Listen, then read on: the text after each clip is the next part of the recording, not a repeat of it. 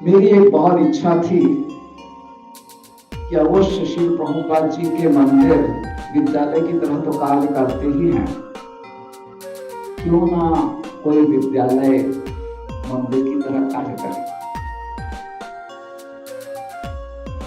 और मैंने कुछ इसके बारे में कल्पना भी की थी, किस प्रकार से विद्यालय मंदिर की तरह कार्य कर सकता है। और उसकी रूपरेखा मैंने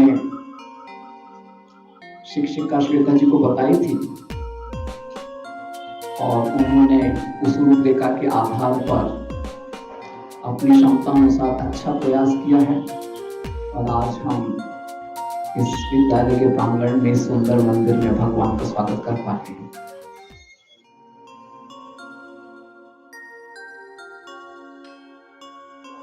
एक शरीर जो हम देख रहे हैं, स्थूल शरीर या भौतिक शरीर, इसके अंदर एक और शरीर है जो कि सूक्ष्म है, जो कि मन, बुद्धि और अहंकार का बना हुआ है। और उसके अंदर एक और तीसरा शरीर है जो कि आत्मा है। जैसे हार्डवेयर के बारे में जानना है तो आपको इलेक्ट्रॉनिक्स का अध्ययन करना पड़ेगा, सॉफ्टवेयर के बारे में जानना है तो आपको इंफॉर्मेशन टेक्नोलॉजी के माध्यम से कुछ अध्ययन करना पड़ेगा। और ऑपरेटर के बारे में जानना है तो ऑपरेटर का जो भी ज्ञान है वो तो चिकित्सा विज्ञान से आपको मिलेगा, शरीर के बारे में आपको सीखने को मिलेगा। उसी प्रकार से ये जो शरीर है, भौतिक शरीर, इसको चलायमान रखने के लिए जो भी हम ज्ञान प्राप्त करते हैं वह है भौतिक ज्ञान। मानसिक शरीर के लिए, मानसिक शरीर को ठीक ढंग से चलायमान रखने के लिए जो ज्ञान की आवश्यकता है वह है नैतिक ज्ञान। और आध्यात्मिक शरीर के अच्छे विकास के लिए जिस ज्ञान की आवश्यकता है वह है आध्यात्मिक ज्ञान। तो भौतिक शिक्षा केवल आपका शरीर और परिवार के शरीर को पोषण करती है। नैतिक शिक्षा आपको अच्छा चरित्र सिखाती है। निस्वार्थ भावना और शास्त्र की शिक्षा के आधार पर जो व्यवहार होता है वैसा चरित्र सिखाती है। और आध्यात्मिक शिक्षा आपके हृदय में भगवान, जो कि हमारे परम पिता हैं, उनके प्रति श्रद्धा व भक्ति भावना विकसित करती है।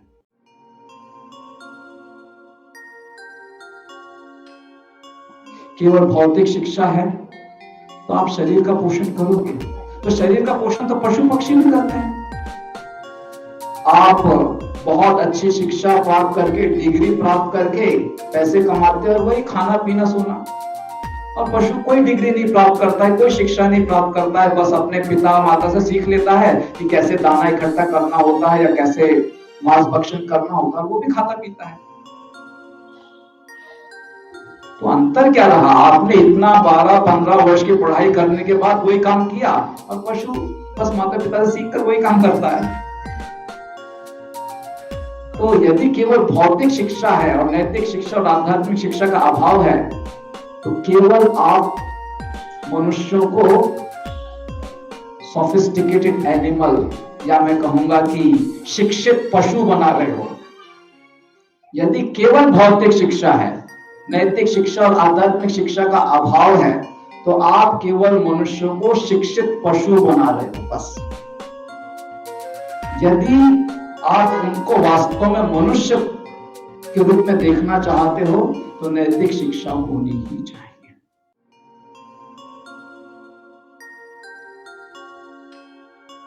कि अच्छे चरित्र के लिए अच्छी शिक्षा का होना अनिवार्य है।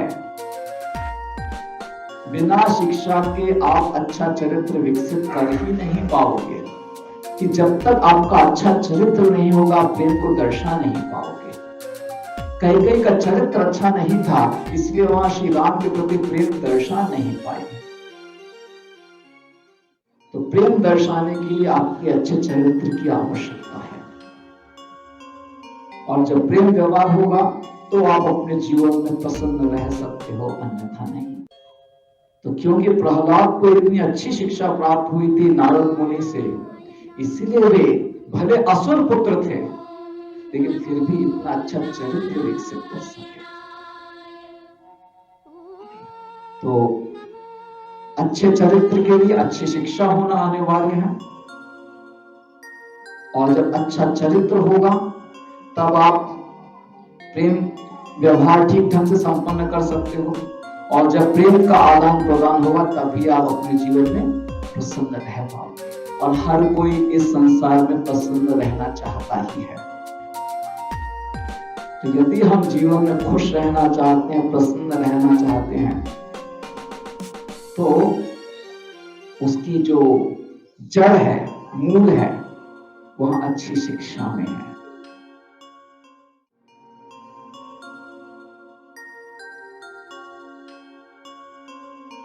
हमारे शरीर में भी आत्मा ऑपरेटर है, वह ज्यादा महत्वपूर्ण होता है, और उस दृष्टिकोण से आध्यात्मिक ज्ञान भौतिक ज्ञान और नैतिक ज्ञान की तुलना में अधिक महत्वपूर्ण है।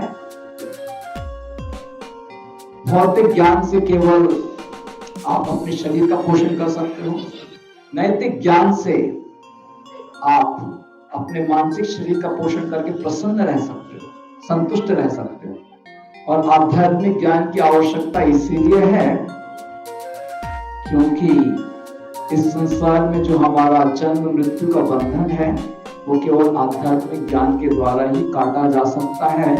नैतिक ज्ञान है तो खुश रहोगे, और आध्यात्मिक ज्ञान है तो इस जीवन के बाद भी खुश रहोगे। तो अवश्य इस संसार में हमने बड़े बड़े जहाज बनाए हैं।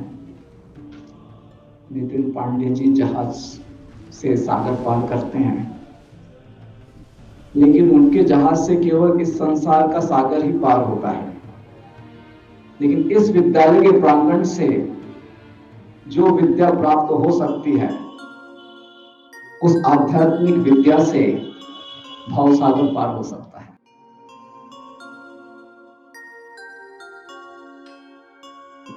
शिक्षा, दान, तपस्या तथा सत्य, ये चार स्तंभ हमेशा हमारे जीवन में रहते हैं।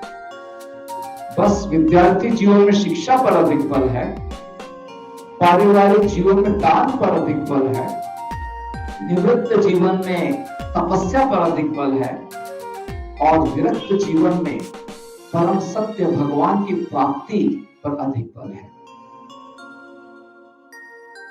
तो इस प्रकार से यदि अच्छी शिक्षा है तभी तो आप भविष्य के जीवन में दान, तपस्या तथा सत्य का पालन कर पाओगे।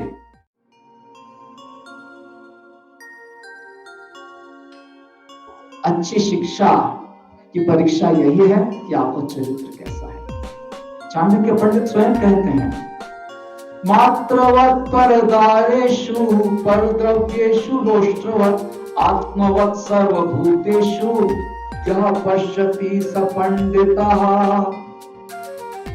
वे कह रहे हैं कि जो वास्तव में शिक्षा प्राप्त व्यक्ति है, उसके जीवन में ये 3 लक्षण झलकने चाहिए। चाणक्य पंडित ने कहा है, कोई साधारण व्यक्ति ने नहीं बोला है, और मैं ये अध्यात्म की बात नहीं कर रहा हूं। चाणक्य पंडित की तो महिमा भौतिकवादी लोग भी स्वीकार करते हैं। चाणक्य पंडित ने यह कहा कि किसी की शिक्षा, उसकी जांच इन 3 प्रकार से होनी चाहिए। मात्रवत् परदारेषु, अन्य सभी महिलाओं को वह माता की तरह सम्मान प्रदान करता है। परद्रव्येषु लोष्ट्रवत्, अन्यों की संपत्ति को वहां केवल धूल कण के समान देखता है, छीनता नहीं है जैसे कि आज होता है। और आत्मवत् सर्वभूतेषु, जैसा व्यवहार आप अपने आप से अपेक्षा करते हो उसी प्रकार से वह दूसरों के साथ व्यवहार करता है। इन 3 लक्षणों के आधार पर किसी व्यक्ति की शिक्षा की जांच होती है।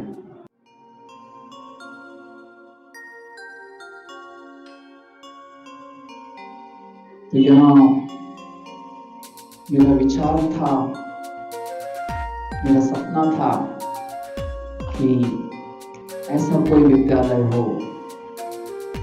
जिसमें विशेष रूप से भौतिक शिक्षा के साथ साथ नैतिक शिक्षा और आध्यात्मिक शिक्षा का भी अच्छा समन्वय हो, इन शिक्षाओं पर बल दिया जाए। लेकिन अधिकांश सदस्य तो या सभी सदस्य विद्यालय में तो अवश्य जाते हैं। तो यदि ये विद्यालय नैतिक शिक्षा और आध्यात्मिक शिक्षा प्रदान करने के लिए सहायक बन जाए, तो ये विद्यालय भी अपनी अच्छी भूमिका निभा रहे हैं और सभी सदस्यों को भी अपने जीवन में प्रसन्नता का जीवन जीने में बहुत सहायता प्राप्त होगी। तो इसी प्रकार के लक्ष्य को धारण करते हुए श्री चैतन्य विद्यालय को प्रस्तुत किया गया है, जहां पर भौतिक शिक्षा के साथ साथ नैतिक शिक्षा व आध्यात्मिक शिक्षा को भी महत्व देने की भावना रखी जाती है। इस संसार में के रजोगुण और तमोगुण भौतिकता के वातावरण में ऐसे विद्यालय की संकल्पना करना जहां भौतिक शिक्षा के साथ साथ नैतिक शिक्षा और आध्यात्मिक शिक्षा को भी बहुत अच्छा महत्व है, और शिक्षकगण इस सिद्धांत के आधार पर अपने विद्यार्थियों को प्रशिक्षित करेंगे, यह तभी संभव है जब भगवान रूपी सूर्य की कृपा हमको प्राप्त होगी, और तभी इस संसार के कीचड़ में ऐसे कमल के समान यह विद्यालय खिल उठेगा।